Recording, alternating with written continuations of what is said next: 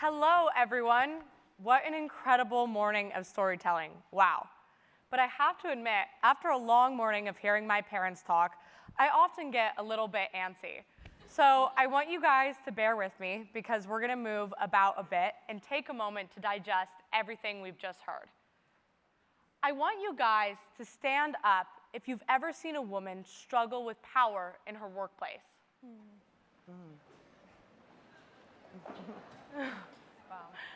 Wow. Now stay standing. I did say bear with me. I want you to stand up if you've ever seen a woman struggle with power at home.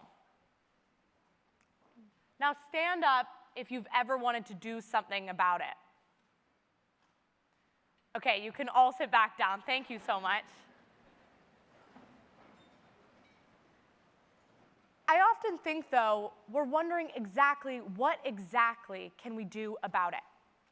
We're about to dive deeper into that question and our relationship with power as women and how we can all together go about strengthening it.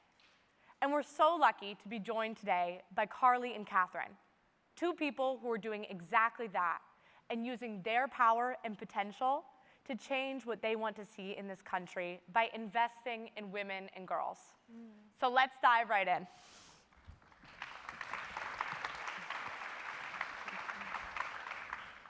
As someone who's thinking about my own place in the world, I often think about how I can make an impact. But there's that giant chasm between knowing your power and then actually doing something about it. So Kathryn, this is a question for you. How did you hone your power, and what was your journey with entrepreneurship? And then taking that power and turning towards venture capital, where you can invest in other women and their power. Yeah. So it's so amazing to be with you all today. It's really an honor and a privilege. And so I started my journey in entrepreneurship very early. I had a grandmother who was a seamstress, and I sat at her feet as she continued to build her company. And then I started my very first entrepreneurship venture in the 4th grade. It was a lucrative friendship-based business where I cornered the market in Minneapolis, Minnesota. But then that led to a lifetime of building, and I consider myself a builder. And so when I became an epidemiologist and I came back home from spinning abroad, I started this blog way before blogging became a thing in 2002 and sold that company. And during that process, I saw how difficult it was for a woman like myself, a black woman here in the US, to raise money for my company. It was virtually impossible. And in fact, I was told directly to my face that I would not be able to raise any money because I was a black woman. And of course, me being who I am, I said, okay, whatever, dude. And so I built my company and I sold it and started an organization called Digital Undivided, which I later transitioned from and started Genius Guild, which is a venture fund that invests in exceptional black founders who are building incredible companies. And so from that, I really learned the definition of power. My background as an epidemiologist, I think of power in terms of the science definition, which is time times effort. And if that was the case, and as black women, I would be like the most powerful person in the world. But really, power is your ability to influence who gets to participate, who gets to win. And I get to do that every day with Genius Guild.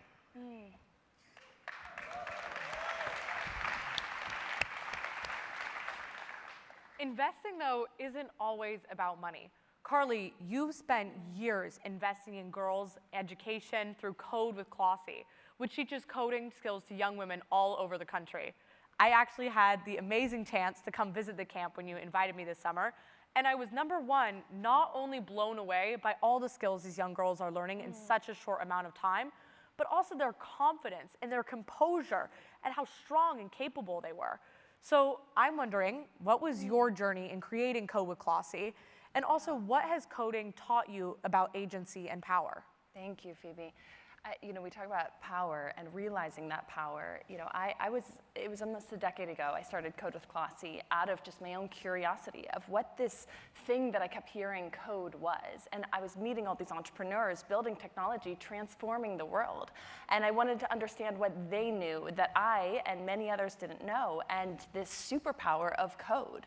And coding, really, what I realized, is a language. And a language that can allow you to write your own destiny, write your own narrative, and solve problems that you're most passionate about. And to me, that is the ultimate definition of agency. There are so many things that hold women back each and every day. Sometimes we're really capable. We wonder if we're really capable of doing something. And like I said earlier, there's that huge chasm between knowing your power and being able to act on it. It's being able to launch that business, start that nonprofit, hop into your career and do something. And Kathryn, you've spoken about this, but as a Black woman in venture capital, how have you seen systematic inequities in the space? And what efforts are both you doing and are you seeing to alleviate that burden? Yeah, I think the further you get from whatever the dominant identity is, the more identities, the more layers you add onto your identity, the more difficult it gets to be. And in a structure like venture capital, it's very difficult to break in. You have to have access to people and investors who can invest in you as a VC. So it becomes very, very difficult. There's very, very few Black women in venture capital.